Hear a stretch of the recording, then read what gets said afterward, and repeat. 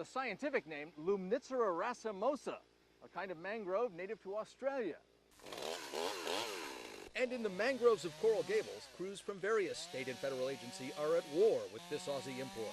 We view ourselves as the rapid response for new invasive species in the Everglades. Sawing and clipping the trees, painting the stumps with colored herbicide. When the stump turns blue, that plant should be through. This problem is decades in the making. We're talking back in the 60s with these plants. Fairchild Tropical Garden brought in the first ones to adorn a pond in the middle of the Botanical Preserve when Lyndon Johnson was president. But it was just last fall a botanist wandering in nearby mangroves realized there was a problem, though apparently still a manageable one. It's really great to be able to catch a plant that has small infestation and be able to actually get it under control before it becomes invasive. Once invasives escape, they can choke out native plants. Everglades National Park spends millions trying to control runaway exotic species like the old world climbing fern.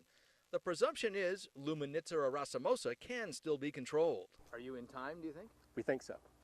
It's not that they're so hard to kill, it's that they're so hard to find and get to. And of course, it's hard to come back and make sure you've got them all.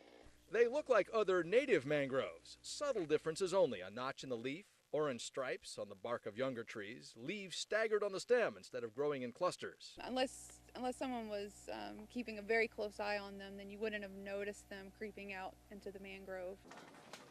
You got the mosquitoes, you got the heat, and the standing water.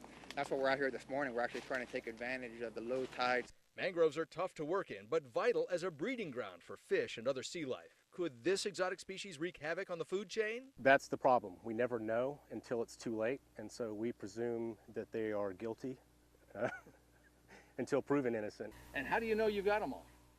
We don't. Fairchild crews and volunteers who continually weed out the unwanted will keep an eye out, as will government scientists, to make sure this plant pest doesn't get out of hand again. In Coral Gables, Nick Bogert, South Florida Nightly News.